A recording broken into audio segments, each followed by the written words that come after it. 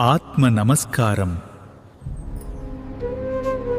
இன்று நாம் சுவாமி சிவானந்த பரமஹம்சர் அவர்களின் சித்தவேதம் 6ஆம் அத்தியாயத்தை சாப்டர் 6 தொடங்கலாம். இந்த 6ஆம் அத்தியாயத்தின் தலைப்பு ஜீவாத்மாவும் பரமாத்மாவும். முந்தைய அத்தியாயங்களில் உடல், உலகம், பஞ்சபூதங்கள் ஆகியவற்றின் தோற்றத்தை பார்த்த நாம் இந்த அத்தியாயத்தில் ஆன்மீகத்தின் மிக உன்னதமான கேள்விகளான நான் யார், எனக்குள்ளிருக்கும் ஜீவன் யார், கடவுள் எங்கே இருக்கிறார் போன்ற கேள்விகளுக்கான சித்தரின் நேரடி பதிலை காணப்போகிறோம். சீடரின் கேள்வி: குருதேவே, உலகம், உடல், பஞ்சபூதங்கள் ஆகியவற்றின் ரகசியங்களை அடியேனுக்கு தெளிவாக விளக்கிவிட்டீர்கள். ஆனால் ஆன்மீக உலகில் அனைவரும் ஜீவாத்மா என்றும் பரமாத்மா என்றும் 2 சொற்களை பயன்படுத்துகிறார்களே. எனக்குள் இருக்கும் இந்த ஜீவனுக்கும் அண்ட சராசரங்களையும் ஆளும் அந்த பரம்பொருளுக்கும் என்ன தொடர்பு? இருவரும் வெவ்வேறானவர்களா அல்லது ஒன்றா? இந்த ரகசியத்தை விளக்கி அருளுங்கள். குருவின் விளக்கம்: அப்பனே, ஜீவாத்மா வேறு, பரமாத்மா வேறு என்று வெளியில் உள்ளவர்கள் சொல்வதெல்லாம் அறியாமையினால் விளைந்த கற்பிதங்களே ஆகும். உண்மையில் இரண்டும் வெவ்வேறானவை அல்ல, இரண்டும் ஒன்றுதான். உனக்கு எளிமையாக புரியும்படி ஒரு லௌகிக உவமையை கூறுகிறேன் கேள்.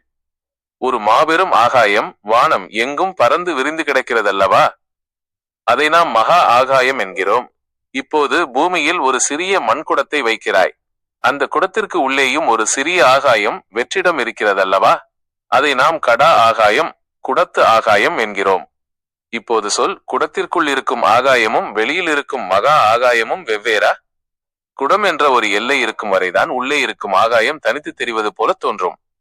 அந்த குடத்தை உடைத்துவிட்டால் உள்ளே இருந்த ஆகாயம் வெளியில் இருக்கும் மகா ஆகாயத்தோடு ஒன்றாகி விடுகிறது அல்லவா? அதை போலவே இந்த உடலுக்குள் இருக்கும் வரை அது ஜீவாத்மா, இந்த உடல் என்ற எல்லை கடந்த பின் அதுவே பரமாத்மா. சீடரின் ஐயம்: குருதேவே, இரண்டும் ஒன்றுதான் என்றால் மனிதர்களாகிய நமக்கு ஏன் பரமாத்மாவின் அந்த எல்லையற்ற பேராற்றலும் பேரமைதியும் விளங்குவதில்லை? நாம் ஏன் இவ்வளவு பலவீனமானவர்களாக, அறியாமையில் மூழ்கிய ஜீவனாக வாழ்கிறோம்? குருவின் தெளிவுரை: அதற்கு காரணம் உனக்குள் இருக்கும் அந்த மண்குடம், அகந்தை மற்றும் உலகியல் ஆசைகள்தான்.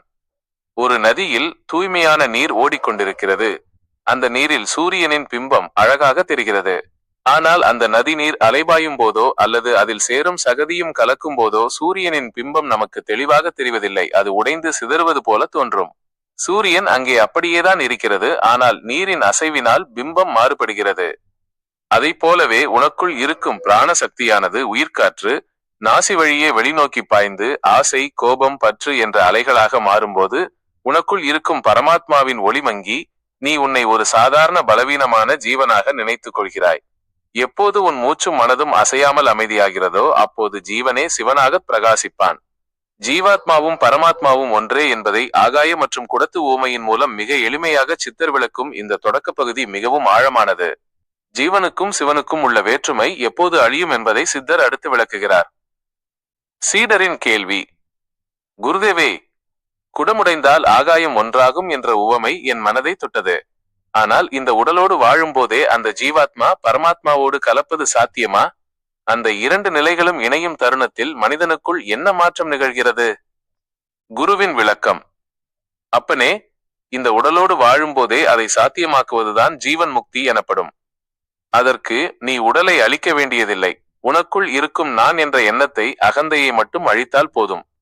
கடலில் இருந்து எழும்பும் ஒரு சிறிய அலை நான் கடலை விட தனித்தவன், சிறியவன் என்று நினைத்துக் கொள்ளும் வரைதான் அதற்கு பயமும் பலவீனமும் இருக்கும். ஆனால் அந்த அலை மீண்டும் கடலுக்குள்ளேயே விழுந்து ஒடுங்கும் போது அது அலையாக இருப்பதில்லை, அதுவே கடலாக மாறிவிடுகிறது. அதைப்போல உன்னுடைய ஜீவசக்தியானது நாசி வழியாக வெளியே ஓடிக்கொண்டிருக்கும் வரை அது ஜீவாத்மா. அதை நீ உள்முகமாக திருப்பி சுழுமுனை வழியாக உச்சிக்கு கொண்டு சென்று அங்கே இருக்கும் பேரொளியில் லயிக்க செய்ய வேண்டும். அந்த ஒடுக்க நிலையில் ஜீவன் என்ற அலை பரமாத்மா என்ற கடலோடு கலந்து விடுகிறது. அதற்கு பிறகு உனக்கு தனித்தன்மை ஏதும் இருக்காது, நீயே பிரம்மமாக நிற்பாய். சீடரின் ஐயம்: குருதேவே, இப்படி ஜீவனும் சிவனும் ஒன்றாகிவிட்டால் அதற்கு பிறகு அந்த மனிதனுக்கு புண்ணிய பாவங்களோ மறுபிறவியோ உண்டோ? அவனது கர்ம வினைகள் என்னவாகும்?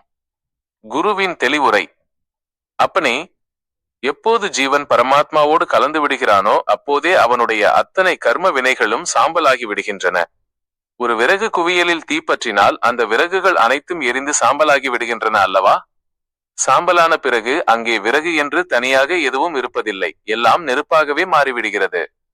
அதைப்போல ஞான தீயில் மூழ்கியவனுக்கு புண்ணியமும் இல்லை, பாவமும் இல்லை, பிறப்பும் இல்லை, இறப்பும் இல்லை, இறப்பும் இல்லை.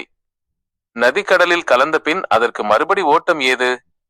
குடம் உடைந்த பின் உள்ளே இருக்கும் காற்றுக்கு தனிப்பாதை ஏது? எல்லாம் அந்த ஒரே பரம்பொருள்தான் என்பதை அவன் தன் சொந்த அனுபவத்தில் உணர்ந்து நித்திய அமைதியில் திளைப்பான். ஜீவனுக்கும் சிவனுக்கும் உள்ள பிரிவினை என்பது வெறும் அறியாமைதான் என்றும், மூச்சை உள்முகமாக ஒடுக்குவதன் மூலம் அந்த பிரிவினையை முற்றிலும் ஒழித்துவிடலாம் என்றும் சித்தர் இந்த அத்தியாயத்தில் மிக ஆழமாக வலியுறுத்துகிறார். நாம் தொடர்ந்து இந்த 6ஆம் அத்தியாயத்தின் இறுதி மற்றும் மிக உன்னதமான பகுதிக்கு செல்வோம். சீடரின் கேள்வி. குருதேவே, ஜீவனும் சிவனும் ஒன்றே என்ற தத்துவம் என் அக இருளை நீக்கிவிட்டது. ஆனால் உலகத்தில் உள்ள மனிதர்கள் ஏன் கல், மண், செம்பு ஆகியவற்றாலான சிலைகளை தேடி அலைகிறார்கள்? தங்களுக்குள்ளே இருக்கும் பரமாத்மாவை அறியாமல் புறத்தே இறைவனை தேடுவதன் காரணம் என்ன? குருவின் விளக்கம். அப்பனே, அதுதான் அறியாமை என்னும் மாயையின் விளையாட்டு. ஒருவன் தன் கையில் இருக்கும் வெண்ணெயை வைத்துக் கொண்டே நெய்க்கு ஊரெல்லாம் அலைவதை போன்றதுதான் அது. உண்மையான இறைவன் என்பவன் எங்கோ தூரத்தில் கைலாசத்திலோ அல்லது வைகுண்டத்திலோ அமர்ந்திருக்கவில்லை. அவன் உனக்குள் பிராணனாக, உயிராக இயங்கிக் கொண்டிருக்கிறான். உனக்குள் இருக்கும் அந்த உயிர் பிரிந்துவிட்டால் இந்த உடலை சவம், பிணம் என்று சொல்லி சுட்டு விடுகிறார்கள் அல்லவா? அப்படியானால் இந்த உடலுக்கு மதிப்பு தருவது எது? உள்ளே இருக்கும் அந்த ஜீவன்தானே. அப்படிப்பட்ட உன்னதமான உயிருள்ள இறைவனை தங்களுக்குள் வைத்துக் கொண்டே மனிதர்களால் செய்யப்பட்ட ஜட பொருட்களில், சிலைகளில் இறைவனை தேடி அலைகிறார்கள். தங்களுக்குள் இருக்கும் ஜீவனை உணராதவரை அவர்கள் எத்தனை கோயில்களுக்கு சென்றாலும், எவ்வளவு பூஜைகள் செய்தாலும் அவர்களுக்கு முக்தி என்பது சாத்தியமில்லை. சீடரின் கனிவான தெளிவு. குருதேவே, ஜீவாத்மாவாகிய நானே என் மூச்சை ஒடுக்கும் போது பரமாத்மாவாக மாறுகிறேன் என்ற பரம ரகசியத்தை இன்று உணர்ந்தேன். இனி அடியேன் புற உலக மாயைகளில் சிக்க மாட்டேன்.